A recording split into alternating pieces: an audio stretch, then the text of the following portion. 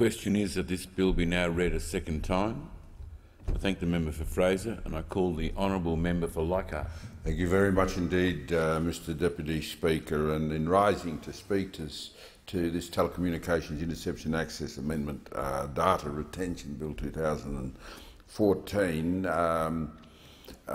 and very much support this bill, there comes a point when the safety of Australian people is at stake that the Australian government is certainly obliged to step in. When the government has no choice but to make firm decisions to help safeguard our country against those who would destroy our free democratic way of life. We're blessed to have an incredible communications technology here, technology that lets us speak instantly with family across the world, technology that lets us download our favourite movies and music in mere minutes, technology that crosses national and cultural boundaries and lets us tweet or blog about our lives to potential audience of literally billions. But not everyone is using it for good. There are groups out there who use the same technology to commit crimes, to steal personal information, to distribute child pornography and to plan terrorist attacks. These are not pie-in-the-sky, far-off fantasies. They are happening on our shores and they're certainly happening in our backyard. Against such faceless attacks, national security becomes everybody's responsibility. Every Australian man, woman and child, every business owner, every company, every agency has to play their part. The resources of our national security agencies, ASIO and ASIS and the AFP, are certainly limited, and it would take an obscene amount of money, time and other resources for them to cover every base. We need a whole-of-country effort, and against these threats we need metadata. Metadata is the who, when and where, not the content of communication. It's information such as email address or telephone number and the time the email was sent or the call was made. It does not include the content of the communication, not even the email subject line. The government already works with our major telcos, Telstra and TPG, Vodafone and the like, to fight crime on an international electronic level using metadata. In fact, the amount that metadata is used in investigations already would probably surprise you, Mr Deputy Speaker. Between July and September last year, it was used in 92% of counter-terrorism investigations, 100% of cybercrime investigations, 87% of child protection investigations and 79% of serious organised crime investigations. I rise here today to say that we certainly support this amendment, certainly support metadata retention, and will support our country's fight against those who will technology to commit crimes against us. The value of data retention is seen most recently in the Europol child exploitation investigation called Operation Rescue.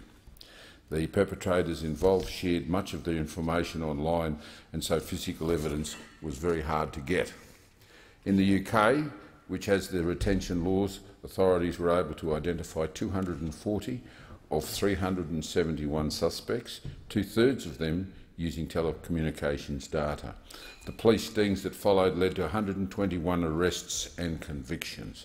Compared that to Germany, Mr Deputy Speaker, which has no data retention laws.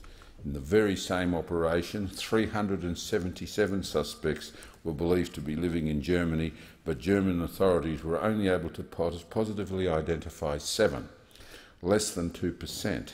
They also weren't able to gather enough evidence to arrest or convict a single person. The same situation was repeated in Austria, Sweden and the Czech Republic and Norway, which at that time did not have data retention laws. Had these countries had legislation in place, they would have been able to potentially convict hundreds of child molesters.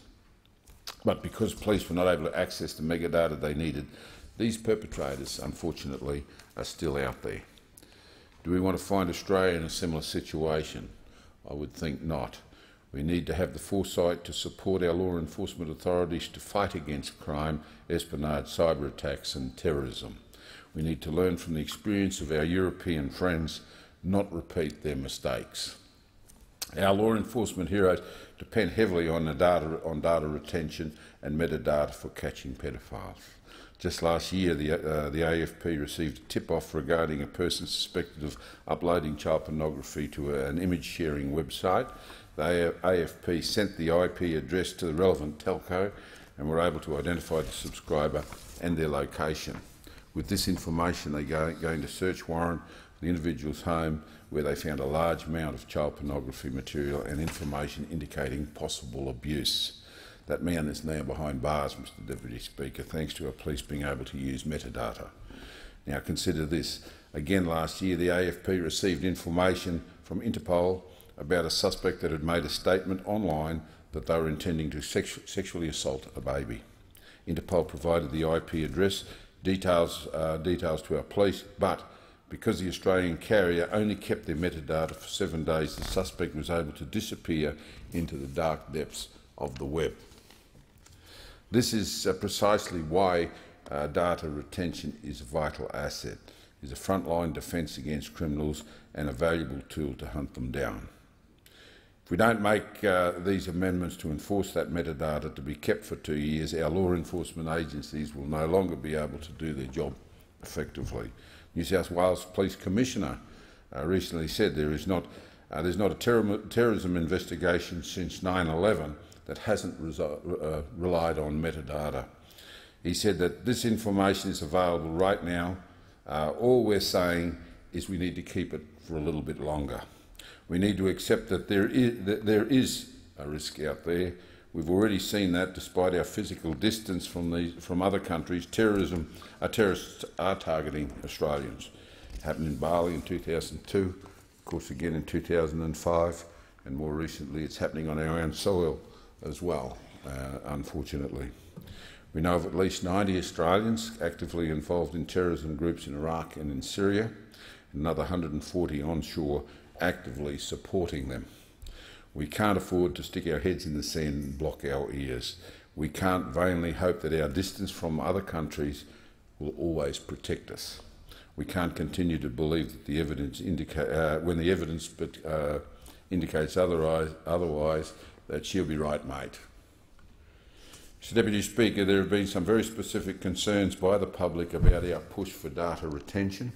One of my constituents from Cairns, Mr Trent Yarwood, is a member of an organisation, Future Wise, and he argues there is no provision for the privacy of the data in the bill, and no provision for the law enforcement agencies to fund storage of this data or to securely delete it once access is no longer required.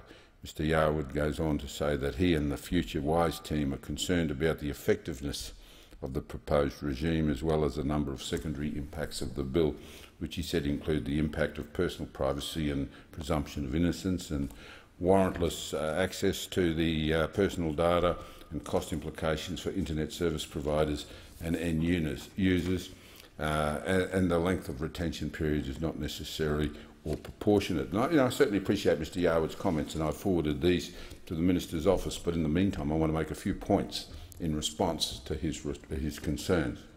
The government is not asking internet service providers to keep any data that would reveal their web browsing history.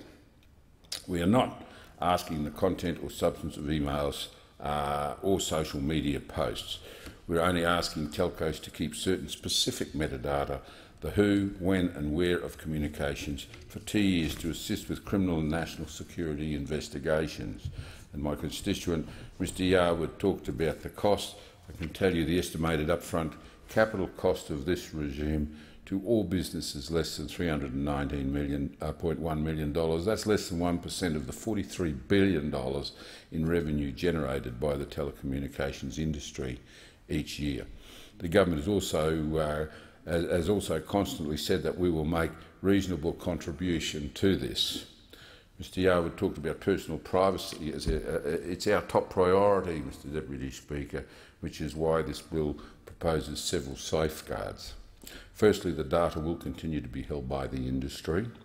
Secondly, only specific government agencies will be able to request access, and only for specific circumstances.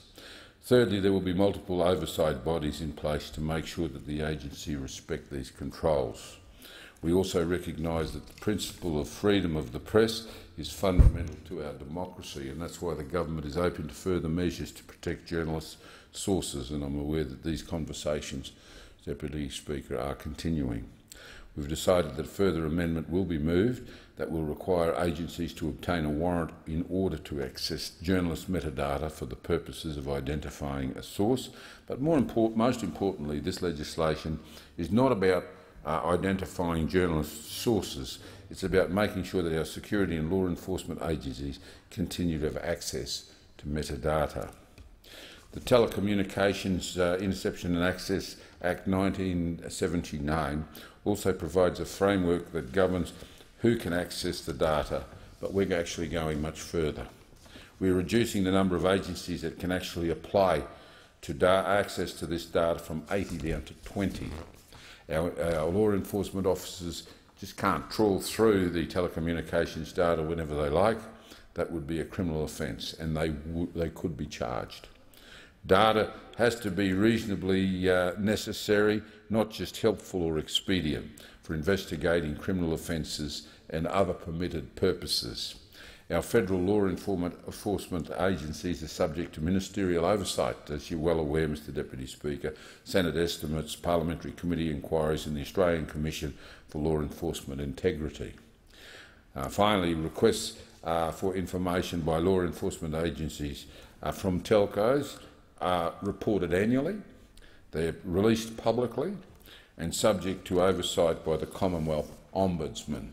Having these layers of independent oversight mean that any agency that accesses the data is certainly subject to some very intense scrutiny. So as you can see, we're not taking any risks with this telecommunications metadata. We need it to conduct criminal investigations, but the data will be held behind lock and key and only accessed when absolutely necessary. Before I finish, I want to acknowledge the recent inquiry into this bill by the Parliamentary Joint Committee on Intelligence and Security. As you know, this committee was bipartisan, and both Liberal and Labor came together to unanimously create a bill that protects Australians from those who would do harm to us, while also protecting our privacy. This committee inquiry made 39 recommendations, and I'm pleased to say that we will be supporting all of those as we move forward. In conclusion, Mr Deputy Speaker, this amendment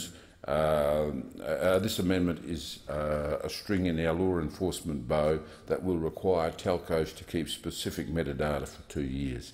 It's a vital measure to help us as a country stop online criminals, not the petty pirates who illegally download the Game of Thrones or the latest Hobbit movie, but the hardcore criminal organisation who engage in child exploitation, identity theft and terrorism.